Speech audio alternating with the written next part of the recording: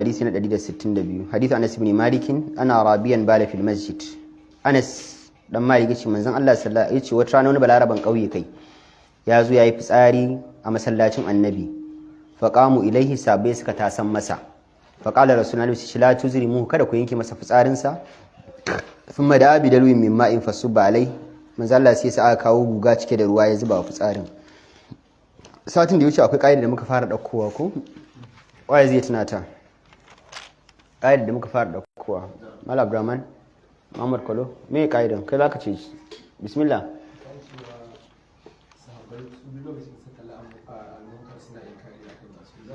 Ba shi ba ne ka ce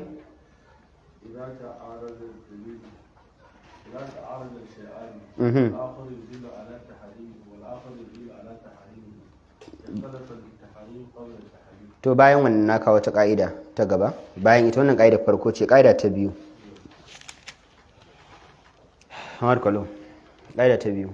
Mala Abdurrahman ƙa'ida ta biyu imma an yi nasaha ƙa'ida muka ce saddu zara'il mufdiyat ila al-maharim ba a rubuta ba na ce ma a rubuta ba ko baka rubuta ba yauwa muka ce saddu zara'i muka ce wannan hadisin ya karantar da mu a toshe kofar da za ta kai mutum zuwa ga barna. Akwai abin da asali muka ce a shari'a shi abin halal ne, amma idan aka bar kofar a halal ɗinsa fa za ta kai barna. Halal ɗin ma haƙura a bari. Allah musu bakatuna na kawo na ƙa'idar aka kawo da ke cikin walata subbu ladina yaduna min dunillahi wa yasubullahu adwan bighairi ilm muka ce ai ka aibata masu bautan gumaka kai halal ne, amma idan ka aibata su za su aibata Allah, to yanzu ka bar na ka halal dan ka si haram. Muka kawo wala yadribna bi arjulihin liyudan ma yakfina min zinatihinna, kada mata su dinga ta suna buga kafafuwan su dan za a san abin da yake cikin ado da ke kasa, kun gane. Muka kawo magana akan ciniki a lokacin juma'a idza nudi salati min fas'au ila asali kai ciniki an kira sallar juma'a halal ne ai, to amma saboda zai iya sa ka rasa sallar juma'a shi kuma rasa haram sai muka ce to ka bar wannan halal din. Kun tuna an tuna wannan kaidar to malami suka ce karkashin wannan kaidar still akwai wani abin da shari'a take kalla yau kashin wannan kaidar duk kaida ɗaya ce Malam Abdurrahman saddu zara'il mufdiyati lil maharim, toshe kafofi da asalinsu halal ne, asalinsu su kofar ita kofar ba haram ba ce. Malam Sa'idu haka na faɗa san da wuce ma ba, ita kofar muka ce halal ce, amma idan aka batta a buɗe za ta kai mutum zuwa ga haram. Yanzu misali yanzu maganar mutum yanzu me yasa shari'a ta hana ka zauna da mace ku biyu ta ɗaki alkhalwa daga kai sai mace a ɗaki ku biyu? Ai ka zauna da yawwa daga kai sai mace a ɗaki ɗin ku yi magana ta fita ka fita, in dai magana dauka ita magana ba mara kyau ce me haram a ciki babu ba. Amma idan aka bari wanda ya zauna da mace shi da ita a ɗaki, wancan shi da mace a ɗaki, wannan shi da mace a ɗaki, barna za ta biyo baya. Kuma kenan al'asulu ita kofar mubah ce halal ne, amma kuma za ta kai zuwa ga me, to sai shari'a ta hana. Kuma yadda shari'a ta ɗauki abin za ka ga shari'a ta ɗauki abin da zafi ne, while ƙofar ma asalin ta halal ne, amma toshewa da shari'a ta yi sai yayi yawa. Wani zai tunanin wanda ya kamar misali a ƙa'idar musulunci ba a yadda daga kai sai mace ku zauna a ɗaki ba, zaman babu damuwa amma zai kai ga haram a hana. Ku yi bulaguro daga kai sai mace da kai ba muharraminta ba, ita ba muharramarka ba. Al'asuri shine ka ɗauki yanzu matar abokinka a mota za ka tafi Gombe, ita ma za ta tafi Gombe, ya haɗa ka da matar shi ku tafi tare,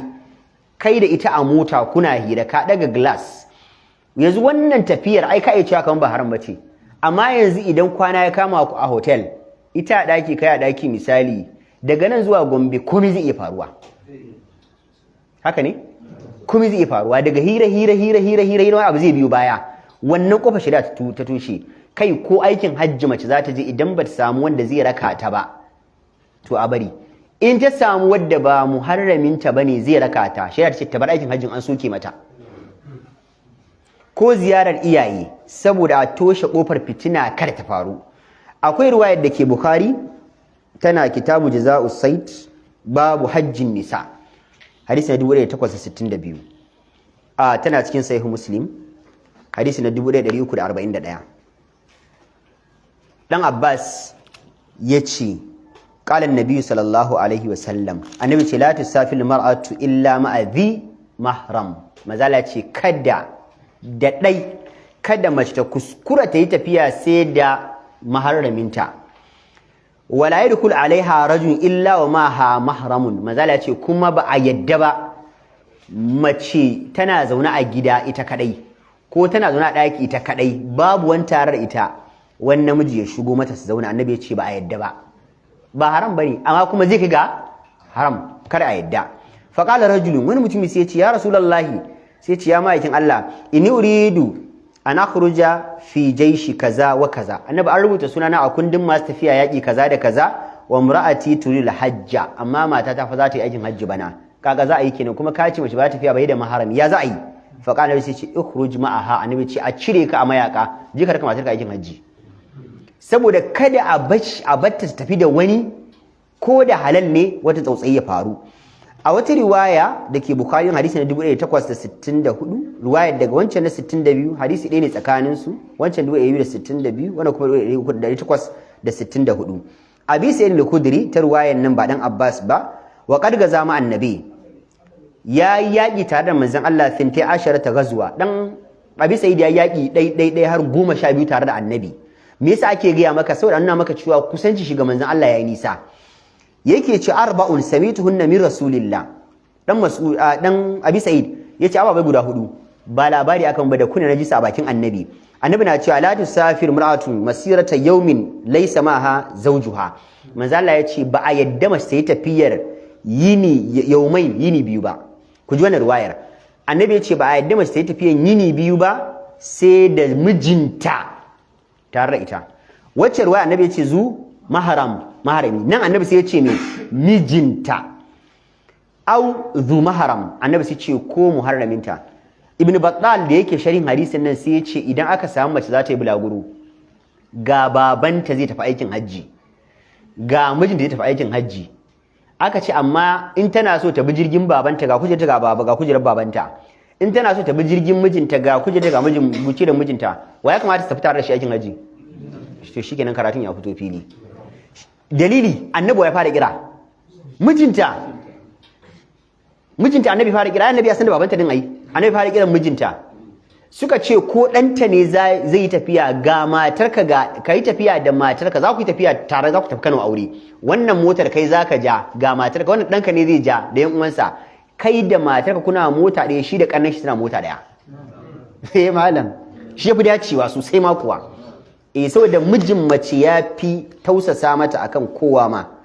Manzala ya ce wala yasuma yawmayn al-fitr wal adha manzala ya ce ko ba a yi dan Mas'ud dan Abi Sa'id ya ce annabi ya hana ayi azumi biyun nan ranan karamar sallah ranan babbar sallah haram annabi ya hana. Annabi na uku wala salata ba'da salatayn ba'da al-asr wa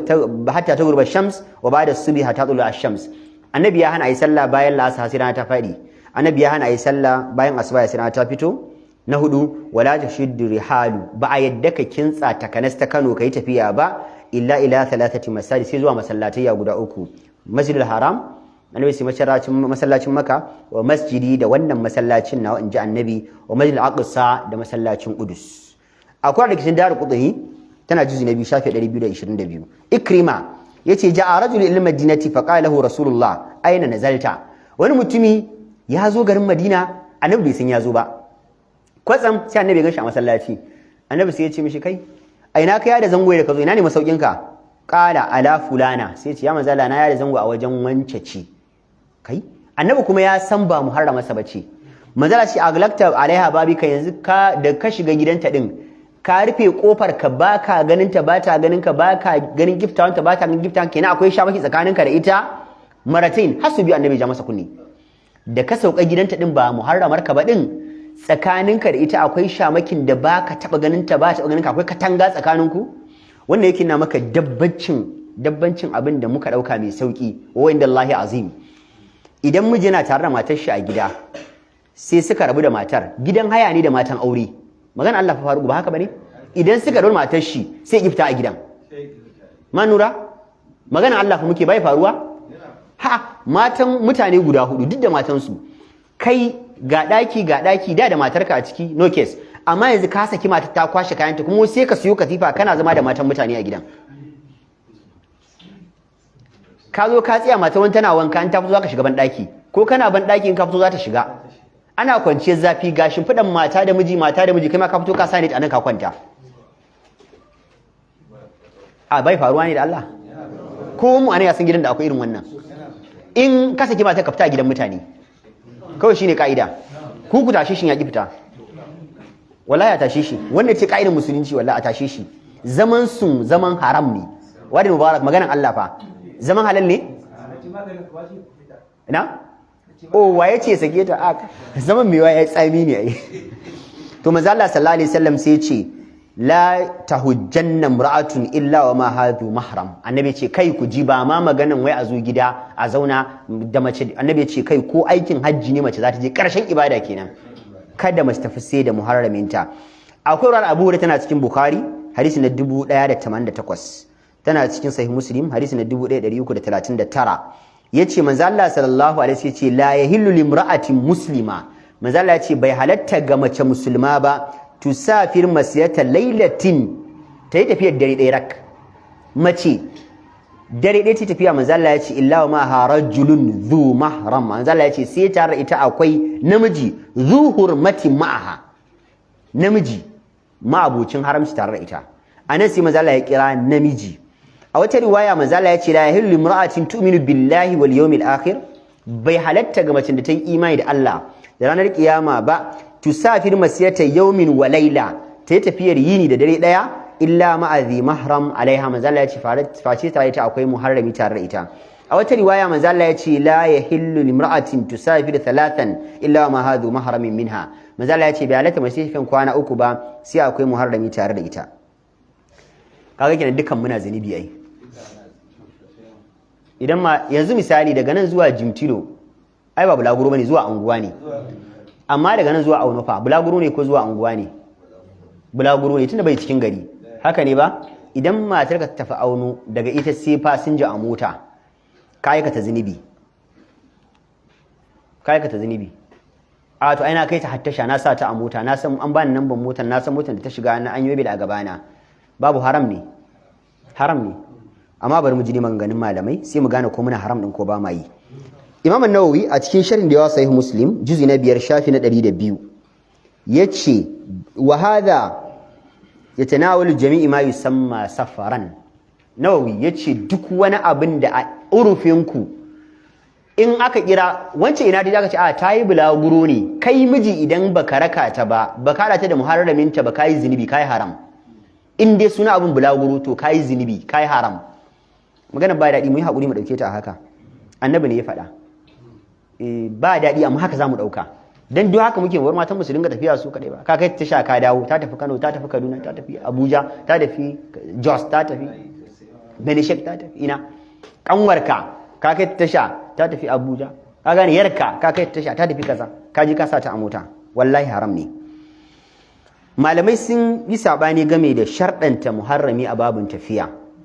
Na farko malamai suka ce muharrami sharaɗi ne. Idan aka ce sharaɗi shine a bayyuwa sai da shi. Idan babu muharrami a haƙurar tafiyar, ko aikin hajji za ta je babu wanda zai raka ta a haƙura. Idan wani ya biya wa matarka aikin hajji bai biya maka ba wanda zai raka ta ya karɓi kuɗin shi, kai ba kuɗin ku yi jari. Wallahi shine maganin Allah.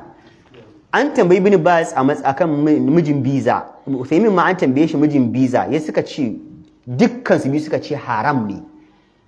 Za a duba sunana a hada da sunan da ke kan bizanta sai a hada mu, haram ne. Aka ce aikin hajjin yace idan sun je sun yi aikin hajjin daidai wala taziru waziratun, yace zunubin tafiyan ta ba muharrami a gefe guda na nan, aikin hajjin ta nan khalaqu amalan sanu akara sayi'a, aikin aladan na nan, zunubin na nan. Amma shi Ibn Bas har ya rasu yana bada fatawar bai yadda mace a mata mijin biza ko a hada sa cikin wasu ayiri ta yi tafiya bai yadda ba.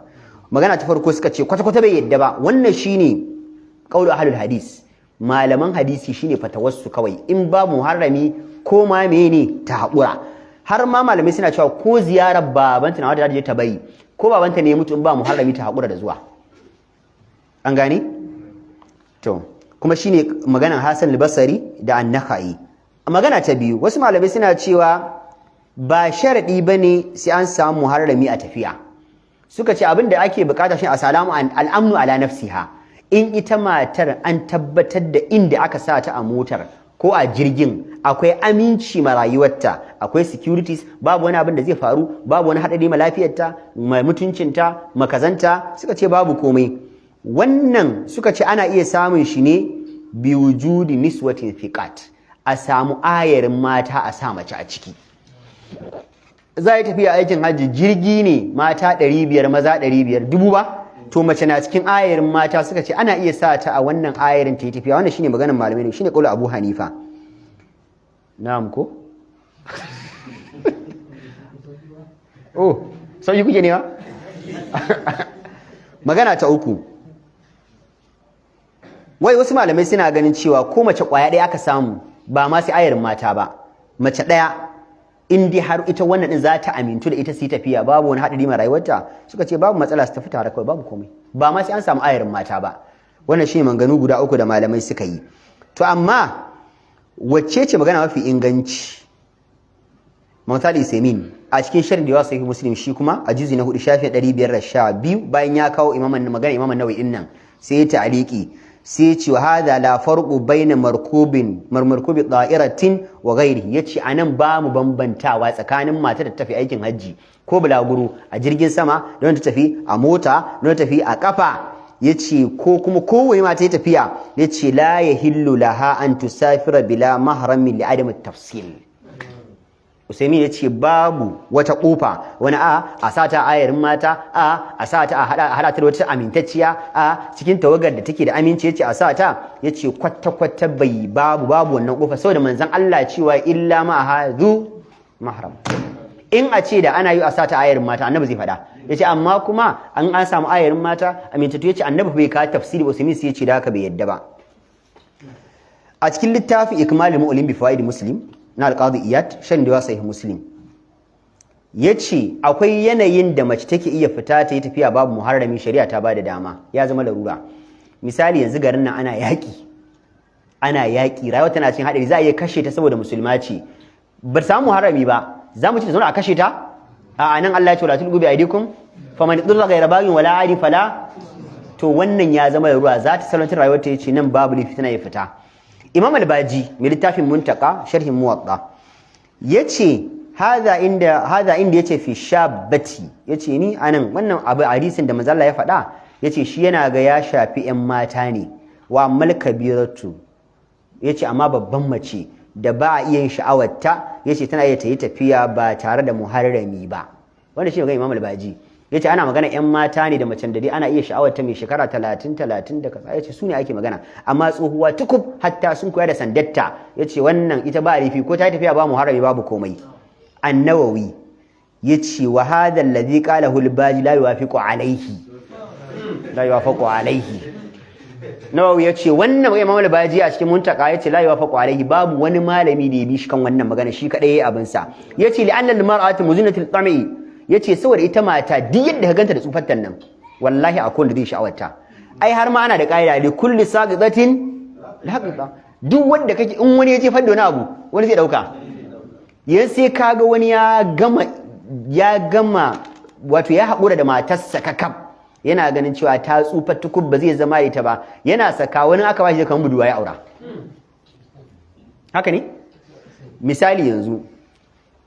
a shekaru irin namu muka saki mace mai shekara 35, a shekaru yanzu irin na Suman Nura Sumalan dan akramakallah malam, da Allah mace mai shekara 35 a wajen ku ai kaman buduwa ku aura ba? An Nura na? Wajja? Oh, ba buduwa bace? Ikon Allah. Wai muna kaman ta tsufa a wajen mu mun jefar, muna ganin za ku dauka a matsayin kaman buduwa? a tsufin mashe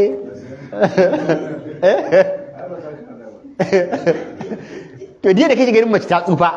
akwai da shi a wajen shi yana ganin ta masha Allah to shi yasa suka ce ko mun tsufar ta nemi muharrami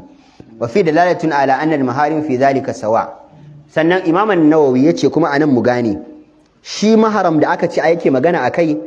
matsayin muharramai duka ɗaya ne anan muna da fuskar taharim kala nawa ne biyu ba wanne da wanne a'a a babu taharim abin nan zimaharam na kai da mace fuska biyu ba akwai arham abin nan zumaharam bin nasab akwai muharramin da yazo tsakaninka da mace bangaren nasabarka da kuma arda'a haka ne ai shine bangare biyu ko akwai macen da akwai wanda kuka haramta da shi ta bangaren nasaba jinin ku ya hada ku babanka babanta yayanta baffanta kawunta waye akwai wani kaninta mutum shida ne fa akwai na faɗi mafaɗanta ba yawwa to wannan ta ɓangaren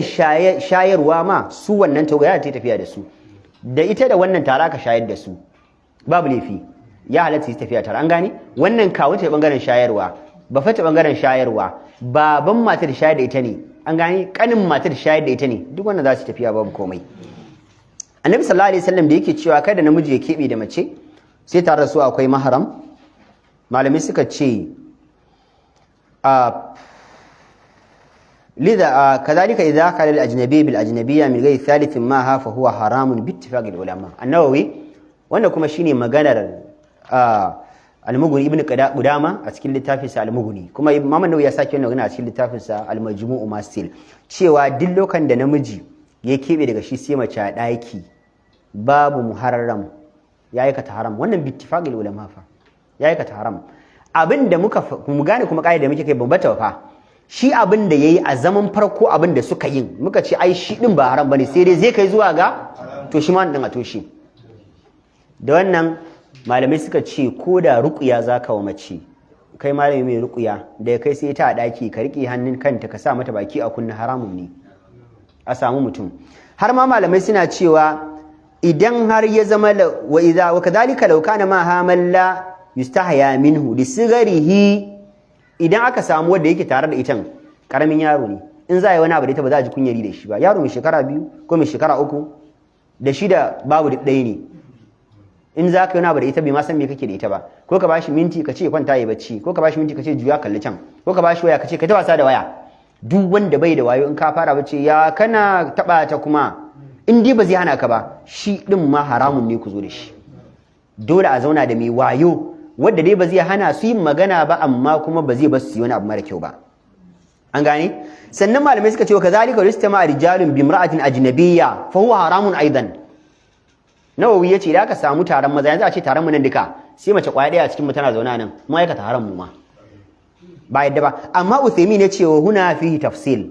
Uthaymeen ya ce a wannan gabar akwai tafsiri guda biyu ya danganta daga su mazan da suka sa macen a cikin su dunya suke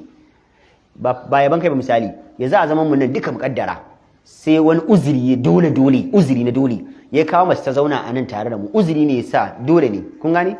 ba dole ya zama dole sai ta zauna ya za a cikin muna akwai da zai tsammanin wani zai mace nan wani abu za mu yi tunanin cewa wani ana zai tashi mata wani abu mara kyau kaga babu ai to amma akwai inda idan ka ga mace a cikin su misali waje ne an tara ana shan shisha mace daya za a samu damuwa ko za a samu damuwa ba a to wannan Imam Sallallahu sai ya ce a ta tashi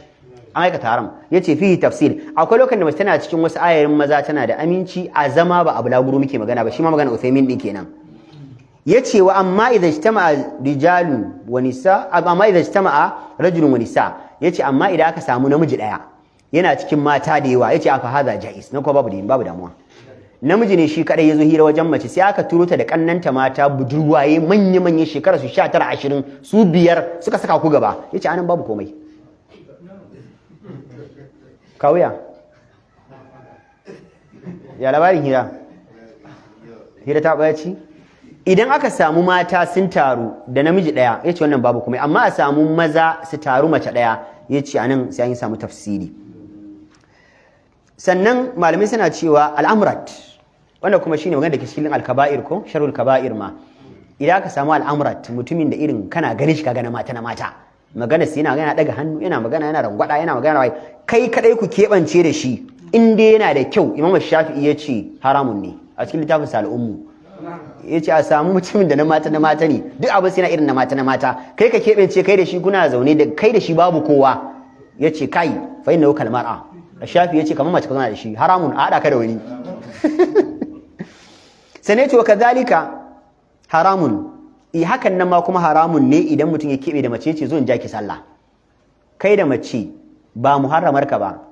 sallah zan yi ka ta zuciya sallah zaka yi bari in bi ka sallah kai ta daki kuna sallah tai sallar ta waje kai sallah ka daki kai kadai haramun ne ba a sallah da mace to amma malamai suka ce wasasna min zalika mawadi'ud darura malamai suka ce ana kebance wajajen larura in an samu larura wannan kuma babu komai kaman Usaimin ya bada misali yace idan mace tana tafiya ita kadai a jeji sai kaga ta bata tana ta bituwa sai ka ce tabi Allah ina yake ne yace ina neman waje kai ce tsaya an kai ki nan ku tafi tare da ita ka kaita yanzu wannan kana ce to rayuwarta ne ya zama larura an gane yawa a yace fa amma khalwatu misali ismi ya sake magana yace amma khalwu sabi was sabiyatu fa jaiz malam yukshal fitnatu bainahuma yaro karami da bai kai sinu tamiz ba sinu tamiz shekara nawa bakwai barakallahu fika idan yaro bai kai sunu tamiz ba mace bata kai sunu tamiz ba a bas su kebance su biyu a daki su yi wasa in ba a tunanin fitina ta faru yace wannan babu komai shi yasa manzo Allah yake cewa muru abanakum bi salati inda 7 sinin wadribum alaiha da ashi wa fadiqu bainahum fil madaji da haka yaro yana kai sanin mene mace mene namiji ne in ya kai shekara 10 ibn hajar a cikin fatul bari juz'in 4 shafi 15 ya kama ganin imam ibn munir cewa shi shari'a ta ba mu wata ka'ida zan kawo ga wata ka'ida wani abu na daban a babun saddi zara'i'a me yasa Allah madaukin sarki ya ce mu ritsa idanuwan mu me yasa a gargashin misali ne Muhammad Kula a gargashin wannan ka'idar misali ne still a gargashin wannan ka'idar asali ka kalli mace kallanta kadai ba ka taba ta ba baka ji sha'awar ta ba baka yi wani abu mara kyau ba ai ba haram bane amma kuma idan kallon yayi yawa zai kaka zuwa ga ai har ma fa malamai kai suna cewa shi kallon ma yana da amfani saboda yanzu idan misali ka kalli mace yake ce wani malami yake cewa amara Allah bi gaddil basari wa in kana inna ma yaqwa ma hasan khilqa yace akwai lokacin da ma kallon macen idan kayi ka iya samun wani abu na ganin halittar Allah kace kai fa tabarakallahu ahsanul khaliqin Allah ya halitta anan wajen kaga mace kamar tai kanta za ka ƙara gane girman Allah ka ga babanta misali baki kirin mamatta baka kirin amma ka ganta ka tana kan balarabiya babanta mummuna mamatta mummuna amma ya ta fito masha Allah ka gane ai wanda zaka yi gane girman Allah da buwayarsa haka ne ba saboda zai yi wa iyayenta mewa akwai fayi to amma duk da haka sai shari'a ta hana saboda daga kallon zai ga tunanin zai kai zuwa ga sha'awa sai aka ce ka bari suratul ayat 30 qul lil mu'minina yaghuddu min absarihim wa yahfazu furujahum zalika azkalahum kaga Allah ma me yace kaga ya mu'mini ya rasulullah su rufe idanuwansu kuma su tsare farjojinsu Allah ya ce wannan shi yafi musu tsafta saboda idan ba haka zaka zama kazami zalika azkalahum 31 sai Allah ya ce ul mu'minati yaghudduna min absarihinna wa yahfazna furujahunna mata ma haka su rantsa idanuwansu akwai ruwaya daga suna bi Dawud ku bude mana hadisi na 2149 2149 2149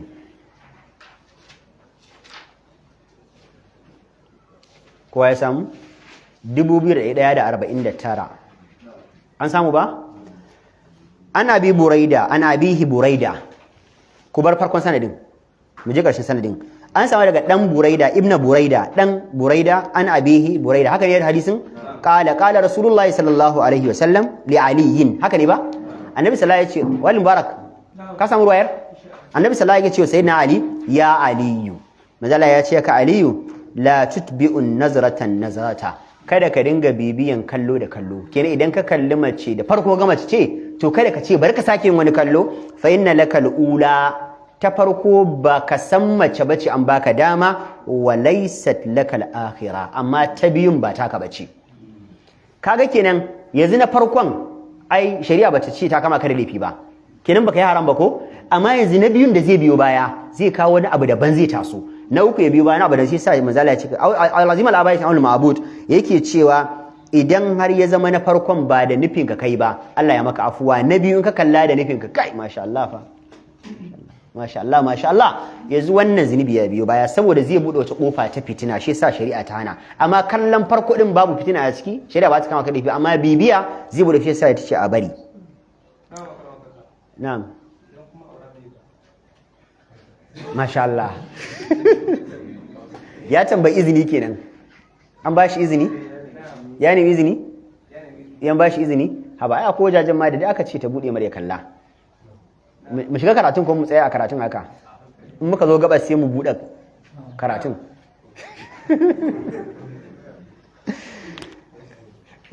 Idan zai aura ne shari'a ta ba shi dama. Akwai wajajen da Abu Malik a cikin fiqh sunna karamin littafi makana da shi juzi ɗayan nan yace akwai wanda aka ba shi dama ya kalla a cikin fatawa lin nisa'i faqat.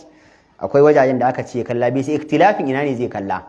Manzo Allah sallallahu alaihi wasallam idza arada ahadukum mene an yin hadisin Abi Dawud idan mutum ya so ya auri mace farin ila ma ila nikahiha annabi ya ce kalla abin da zai ja shi zuwa ga aurenta. Malamai mu'asirin na zamani kaman Dr. Ahmad Kabir yace da zamani ya canza yanzu mata suna makeup suna dan bleaching yace akwai inda duk baka dama kalla. Dogaro hadisin Ali bin Abi Talib kuntuna zai aure Umar dan Khattab dai ko Umar dan Khattab zai aure ta mata yace ta bude kaurin ta ya gani, wata tsohuwa tace kuntuna tace ya Umar me kai kun tuna hadisin Umar din yace ya kai Umar me kai ka ce ta bude gwamnati kalla zamanin annabi ba kallon kori yace to amin afuwa Umar yayi kuskure tsohuwa ta dace. To sai malamai suka ce in a ce Umar ya san da abin laifi ne da ba zai ci ai ba, suka ce kuma kori ba da bisa al'aura mugallaza ai. Yanzu kaga mace za ta yi ta kwaskwara fuskar ta masha Allah pepes, wuyan ta pepes, hannunta amma ka dauka kori zaka samu kasan fanta ne saman Coca-Cola. An gane? Wasu malamai suna ganin babu laifi zaka kalla har gashin ta, za ka kalli singalanta har zuwa gwiwar hannunta, za ka kalli ƙaurinta har zuwa gwiwarta. Iyanan ne babu maganan mutumin kanan da ya ce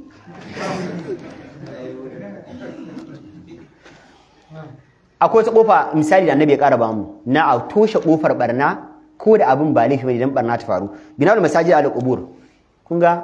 gina masallatayya akan kabarurruka da kuma gina kabari a cikin masallaci.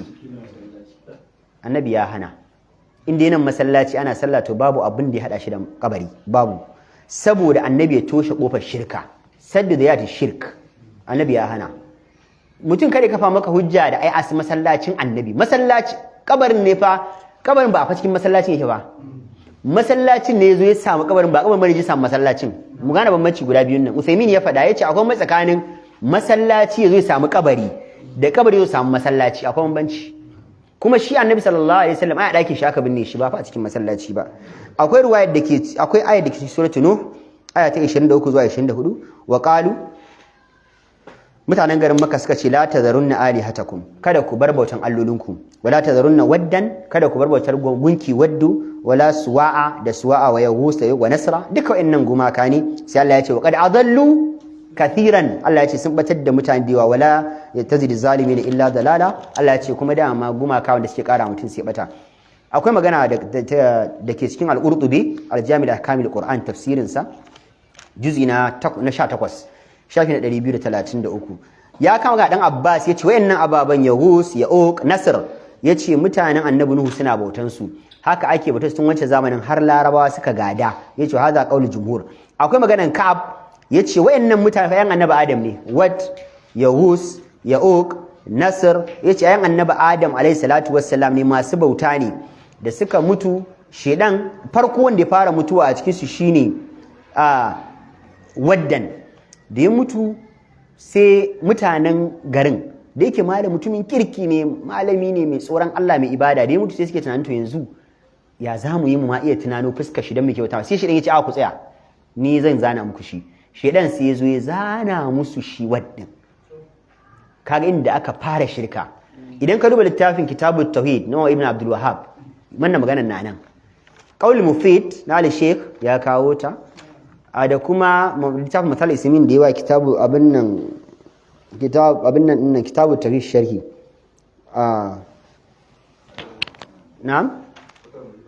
Fathul Majid sharh kitabu tauhid wannan ai ba na Usaimin bai. Al-Qaul Mufid ne nashi. Fathul Majid na al-Sheikh ko sai kuma alqaul mufid na Uthaymin yau barakallahu fikum dukkan sun yi wannan magana cewa ba a yadda a buɗe kofar a gina kabari a cikin masallaci ba dan zai kai mutane zuwa ga shirka kaga abin da ake kabarin dan fodiyo mana Allah ka tsare mu da haka sai shi dan ya zana musu shi sai suke ganin shi suna tuna shi ma Allah wannan shine wannan mu ibada irin nashi dan ma mu zama irin su kawai da ɗayan ya mutu suka ce yau wato kafin manta shi mu zana shi ɗayan ma ya mutu kafin manta shi mu zana shi wannan shine abin da ya kawo gumaka duniya shi dan ne fara zana wat sai aka biyo baya an gane akwai ruwayar da ke Bukhari kitabul janais babu ma jaa fi qabrin nabiyyi wa Abi Bakr wa Umar hadisi na 1390 yana cikin masahih Muslim kitabun masajid wa mawadi'is sala babu nahyi an bina'il masajid ala al-quburi yana Ibn Hibban hadisi na 3181 yana Ibn Kuzaimah hadisi na 790 Ummu Habiba take cewa an ambaci labarin wata coci mai suna Mariya da muka ganta a kasar Habasha fiha tasawir a cikin su akwai a jikin bangon su akwai zane-zanen mutanen kirki da mutanen kwarai annabi sallallahu alaihi wasallam sai ce inna ulaika idza kana fihim rajulus salih famata banu ala qabrihi masjidan annabi ce wayannan mutanen idan mutumin kirki ya mutu a cikin su sai su gina kabari akan masallacin sa wa sawiru fi tilka sura sai su zazzana sotan shi a cikin masallacin ulaika shayalul khalqi inda Allah yawmal qiyama manzo Allah ya ce ai wannan sune mafiya sharrin mutane a wajen Allah ranar kiyama an gane da haka ba musulunci bane a kawo kabari a hada shi da masallaci a cikin masallaci idan akwai katanga tsakanin shi da masallaci baya ta fuskar alƙibla ba abin da ya hada shi da masallaci kuma ba zai kai kofa zuwa ga shirka ba Uthaymin yace babu abin da ya hada sallah da shi babu abin da ya sallar su ai ce amma idan akwai alaka tsakanin masallacin da kabarin babu duk wanda ya sallah cikin sallah kan kabari kuma Allah baya karban sallah a makabarta manzo Allah ya ce la takdhu buyutakum maqabir sallu fi buyutakum qubura manzo Allah ya ce ku dinga sallar nafila gidan kada ku dauke su makabarta ba a sallah a makabarta daga an sa kabari yanzu a masallacin ya kuma makabarta dai sai dai mu kulle mu kuma wani masallacin daban in dai akwai kabari guda daya annabi ya ce kada kai sallah a wajen in kai ma Allah ba zai karba ba an gane da haka in dai wajen na auna sunan masallaci kuma akwai kabari a wajen to ba yadda ai sallah a ciki ba wallahu alam fa subhanakallahumma rabbana bihamdik